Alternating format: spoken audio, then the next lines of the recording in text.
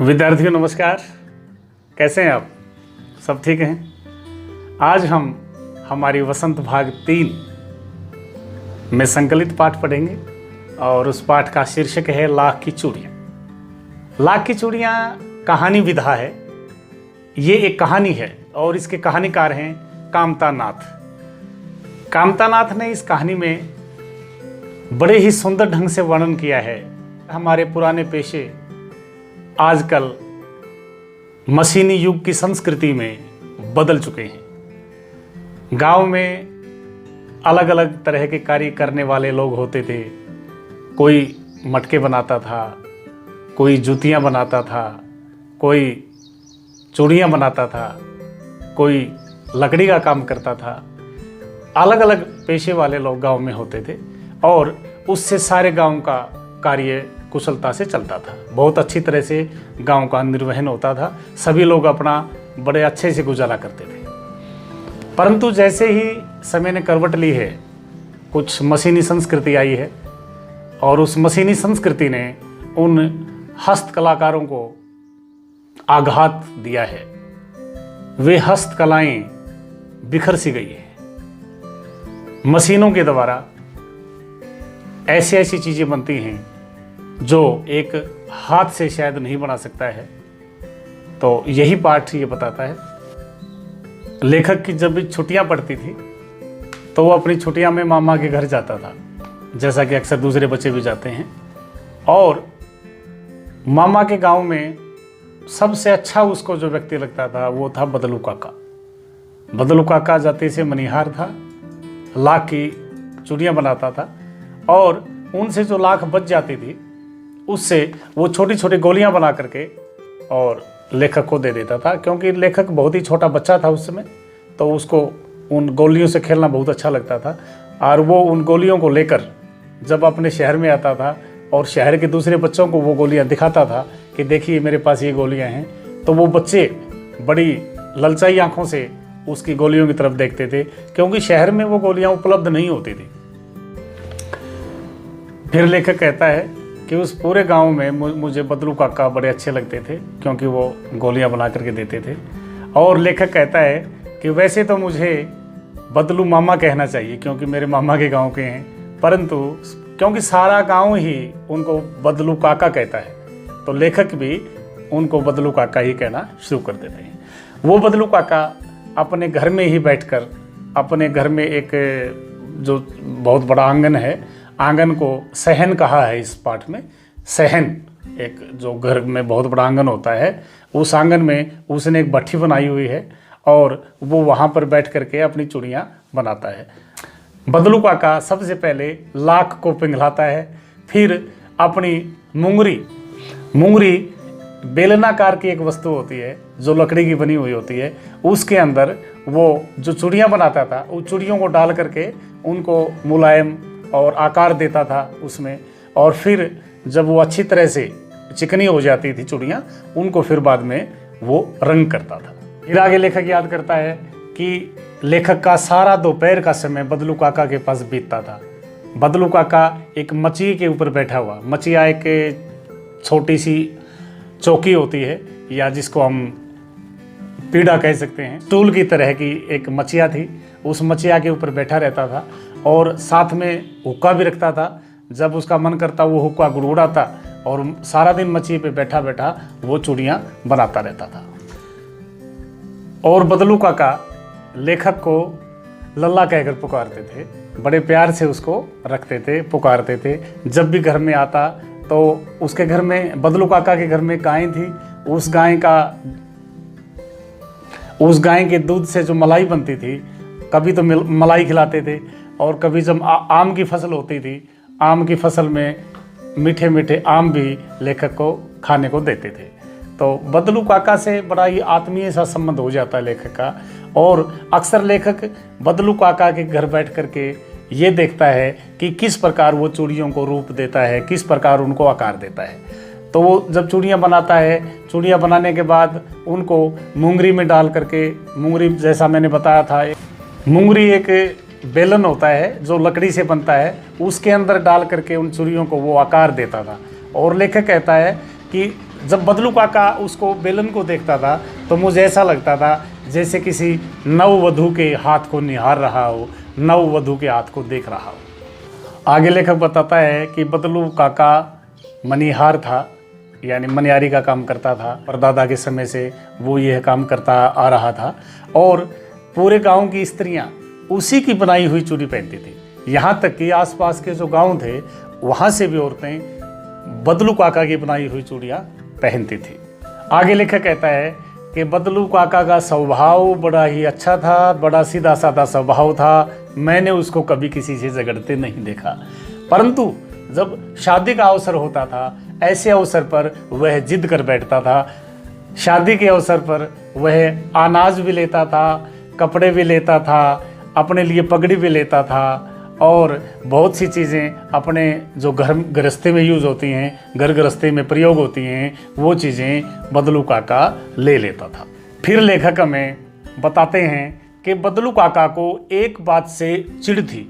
उनको एक बात बड़ा परेशान करती थी कि आजकल महिलाएं कांच की चूड़ियां पहनने लगी हैं और वो कांच की चूड़ियां उनको अच्छी नहीं लगती थी। यदि किसी औरत के हाथ में बदलू काका को कांच की चूड़ियां दिख जाती थी तो वो परेशान हो जाता था, अंदर ही अंदर उसको उससे चिढ़ हो जाती थी, एक प्रकार की परेशानी हो जाती थी। आगे लेखक कहता है कि बदलू काका घंटों मेरे से बात करते रहते थे, अक्सर बहुत लंबे समय तक बात करते थे। मेरी पढ़ाई लिखाई के बारे में पूछते, कभी शहर के बारे में पूछने लग जाते थे। और फिर जब मैं कहता कि हमारे शहर में तो महिलाएं कांच की चूड़ियां पहनती हैं तो बड़ा मुस्कुरा करके और बदलू काका कहता कि शहर की औरतों का क्या है, शहर की औरतें तो अपने मर्द का हाथ पकड़ के खुले में चलती हैं, उनको तो किसी प्रकार की लाज आती नहीं है। ऐसी ऐसी बातें बदलू काका करते हैं और कहते हैं कि उन महिलाओं की जो कलाइयाँ होती हैं, उनके हाथ होते हैं बड़े नाजुक होते हैं, अगर वो लाख की चूड़ियाँ पहनेंगी तो मोच न आ जाएगी। लेखक को बदलू काका की सारी बातें याद हैं कि किस प्रकार बदलू काका अपनी गाय के दूध से बनी हुई मलाई लेखक को खाने को देते थे और आम की फसल के समय लेखक को आम खिलाते थे और जब समय बचता था लाख की रंगीन रंगीन गोलियां बना करके लेखक को खेलने के लिए देते थे। विद्यार्थियों, फिर लेखक याद करता है कि मैं अक्सर अपने मामा के घर जाता था, परंतु मेरे पिताजी की बदली कहीं दूर हो गई थी। क्योंकि मेरे पिताजी की बदली हो चुकी थी, कई वर्षों तक मैं बदलू काका के पास नहीं जा सका। एक दिन की बात है, लेखक की मामा की लड़की, छोटी सी लड़की थी, वो बरसात में गिर जाती है और उसके हाथ में जो चूड़ी पहनी हुई थी वो चुभ जाती है और उसने वो कांच की चूड़ी पहन रखी थी और लेखक मरहम पट्टी भी करता है, उसको दवाई लगाता है। फिर लेखक को अचानक याद आ जाता है कि बदलू काका से मिलना चाहिए, बदलू काका से मिले बहुत दिन हो गए हैं। फिर लेखक दोबारा से बदलू काका के पास जाता है। जब लेखक बदलू काका के घर जाता है, जा करके उनको नमस्ते करता है और कहता है कि काका मेरे को पहचानते हो, मैं हूँ जनार्दन। तो उसको याद नहीं आता है। बदलू काका बड़ी मुश्किल से सोच करके कहता, ओ लल्ला, तुम तो 8-10 वर्षों में दिखे हो, बहुत दिनों में दिखे हो, अब मुझे याद आया। अरे कैसे हो भाई, तुम ठीक हो? फिर लेखक आसपास अपनी दृष्टि दौड़ाता है और देखता है जिस भट्ठी पर बदलू काका लाख को पिघलाते थे वो भट्ठी भी वहाँ पर नहीं है। चारों ओर देखता है, फिर पूछ लेता है बदलू काका से, क्यों काका, आजकल आपने काम बंद कर दिया है क्या? बदलू काका बड़े गंभीर होकर कहते हैं कि बेटा, आजकल कांच का प्रचलन ज़्यादा ही हो गया है, कौन पहनता है लाख की चूड़ियाँ? व्यंग करता हुआ मजाक के लहजे में कहता है, जितनी सुंदरता, जितना आकर्षण कांच की चूड़ियों में होता है, लाख की चूड़ियों में भला होता है? परंतु शायद कहानीकार यही बताना चाहते हैं, जितनी सुंदर लाख की चूड़ियाँ बदलू काका बनाते थे, उतनी सुंदर कांच की चूड़ियाँ नहीं होती। बदलू काका बड़े गंभीर होकर कहते हैं, बेटा, आजकल तो मशीन का युग आ गया है और यहाँ तक कि खेत भी मशीनों से जोते जाते हैं, सब चीज़ें मशीनों से बनाई जाती हैं, तो हमारी जो हस्तकलाएं हैं उनको अब कौन पूछता है? लेखक वो सारी बातें सुनकर चुप रह जाता है और लेखक सोचता है कि वाकई मशीनी संस्कृति ने, मशीनी युग ने बड़े बड़े कलाकारों के हाथ काट दिए हैं, उनका जो पेशा है उसको मृतप्राय कर दिया है। आगे लेखक बदलू काका के हालात के बारे में बताते हैं। बदलू काका से लेखक कहते हैं, फिर कांच की चूड़ियाँ तो बड़ी कमज़ोर होती हैं, कांच तो खतरनाक भी होता है, क्यों लोग उसको प्रयोग करते हैं। बदलू काका कहते हैं, हाँ सो तो है। फिर खांसी आ जाती है बदलू काका को, और खांसी आने के बाद लेखक मन में सोचता है कि बदलू काका को ज़रूर दमा है, दमे की बीमारी है, शायद हुक्का पीते थे इसलिए इनको दमा हो गया है। परंतु लेखक के मन के विचारों को बदलू काका भांप जाते हैं, समझ जाते हैं और कहते हैं, अरे लला ये तो फसली खांसी है, 10-15 दिन में ठीक हो जाएगी, मुझे कोई दमा नहीं है। लेखक फिर पूछता है बदलू काका से कि काका आजकल आम की फसलें कैसी हैं आपकी। तो उसको ध्यान आता है कि मैं इस जनार्दन को, इस लेखक को मैं आम खिलाता था। तो कहता है, ए रज्जो, रज्जो उसकी बेटी का नाम है, रज्जो जनार्दन आया है, इसके लिए एक डलिया में आम डाल के लेके आ। तो वो रज्जो अपने हाथों में डलिया उठाए, तो वो रज्जो अपने हाथों में डलिया उठाए और उसमें कुछ आम डाल करके लेखक को देती है। लेखक बड़े ध्यान से देखते हैं कि रज्जो की कलाई में लाख की चूड़ियाँ हैं। बदलू काका लेखक की दृष्टि को समझ जाते हैं और कहते हैं, हाँ बेटा, ये आखिरी जोड़ा मैंने जमींदार साहब की बेटी की शादी के लिए बनाया था, परंतु जमींदार साहब 10 आना पैसे ही दे रहे थे, तो मैंने इतने में नहीं दी और ये मैंने रज्जो को दे दिया। अब रज्जो इसको पहनती है। ये मैंने रज्जो को दे दिया, अब रज्जो इन लाख की चूड़ियों को पहनती है। लेखक बदलू काका से विदा होकर अपने घर की तरफ चलते हैं और रास्ते में सोचते हैं कि बदलू काका ने हार कर भी हार नहीं मानी है। स्वाभिमान अब भी उनके व्यक्तित्व में जिंदा है, अब भी वो अपने स्वाभिमान को बचाए हुए हैं और उनका स्वाभिमान कांच की चूड़ियों जैसा नहीं है जो जल्दी ही टूट जाएगा। फिर लेखक गाय के बारे में पूछते हैं कि काका गाय दिखाई नहीं दे रही है। तो कहते हैं कि बेटा इस गरीबी में गाय के लिए चारा कहाँ से लेकर आऊँ, इसलिए मैंने गाय को बेच दिया है। तो प्रिय विद्यार्थियों, कैसी लगी आपको ये कहानी? लाख की चूड़ियाँ कहानी में कामतानाथ हमें संदेश देना चाहते हैं कि जो हमारे कलाकार थे, जो हमारी लोक कलाएँ थी, वो अभी विलुप्त हो गई हैं, क्योंकि जो मशीनी संस्कृति है उसने उनका नुकसान कर दिया है। मशीनी संस्कृति के कारण हमारी लोक कलाएँ लुप्त होती जा रही हैं। जो हमारे लोक कलाकार थे वो बड़े ही स्वाभिमानी व्यक्तित्व के धनी रहे हैं और उन्होंने हार कर भी अपनी जिंदगी से कभी हार नहीं मानी है। प्रिय विद्यार्थियों, अब लाख के बारे में थोड़ा जिक्र कर लेते हैं। लाख कैसे बनता है? जैसे रेशम कीड़े से बनता है, उसी प्रकार लाख भी कीड़े से बनता है। लाख की भी खेती होती है, लाख की फसलें होती हैं। खासकर हमारे छत्तीसगढ़ में पूरे भारत का 42% लाख छत्तीसगढ़ से आता है।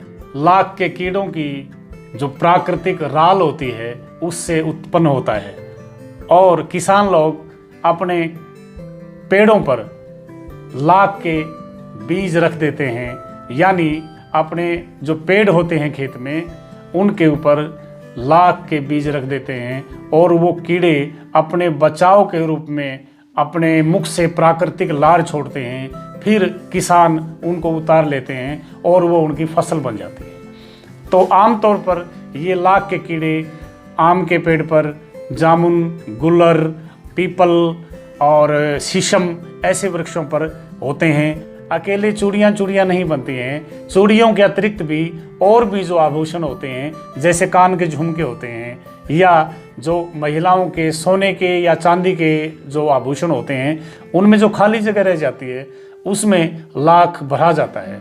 लाख वहाँ भी काम आता है। लाख से सजावट की छोटी छोटी डिबियाँ बनाई जाती हैं। लाख का प्रयोग हम सील लगाने के तौर पे भी करते हैं। आम तौर पर हम डाकघर में, बिजली के उपकरणों में भी लाख का प्रयोग होता है, क्योंकि लाख विद्युत का कुचालक है, विद्युत उसमें से गुजर नहीं सकती है। संगीत सुनने के लिए जो ग्रामोफोन होते थे, ग्रामोफोन का जो रिकॉर्ड होता है, जो डिस्क होती है, उसमें भी कुछ लाख प्रयोग होता है। और विभिन्न प्रकार के फलों और दवाइयों की कोटिंग के रूप में भी, परत चढ़ाने के रूप में भी लाख का उपयोग किया जाता है। तो लाख के विद्यार्थियों अनेक उपयोग हैं।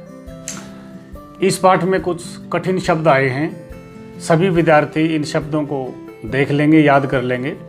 चाव, चाव, चाह, रुचि, तीव्र इच्छा। मुंगरी, गोल मुठियादार लकड़ी जो ठोकने पीटने के काम आती है। बेलनाकार इसका रूप होता है, बेलन के आकार की। पैतृक, पैतृक उसको कहते हैं जो अपने पूर्वजों से हमें पुश्तैनी रूप से मिला है। खपत, माल की बिक्री। वस्तु विनिमय, वस्तु विनिमय जैसा मैंने बताया एक प्रकार की प्राचीन प्रणाली होती थी जिसमें कोई भी माल पैसों से नहीं खरीदकर एक वस्तु के बदले खरीदा जाता था। एक वस्तु के बदले दूसरी वस्तु लेना वस्तु विनिमय कहलाता है। कसर, कसर होता है घाटा पूरा करना या कमी पूरा करना। नाजुक, नाजुक होता है कोमल। पगड़ी, पता ही है आपको। मरहम पट्टी, जख्म का इलाज, घाव पर दवा लगाकर पट्टी बांधना। मचिया, बैठने के उपयोग में आने वाली सुतली आदि से बुनी छोटी या चौकोर जो खाट होती है या छोटी चौकी होती है उसको मचिया कहते हैं। मुखातिब, देखकर बात करना, किसी की ओर देखकर, किसी की तरफ देखकर बात करना, मुखातिब। डलिया, डलिया बांस का बना एक छोटा सा पात्र होता है जिसमें हम डालते हैं। डलिया में बदलू काका की बेटी रज्जो कुछ आम डाल करके लेके आती है। फबना, फबना होता है सजना यानी शोभा देना। प्रिय विद्यार्थियों, ये थी हमारी कहानी लाख की चूड़ियाँ। आप अच्छी तरह से प्रश्नोत्तर इस कहानी के लिख लेंगे और याद कर लेंगे। आप सभी का बार बार धन्यवाद।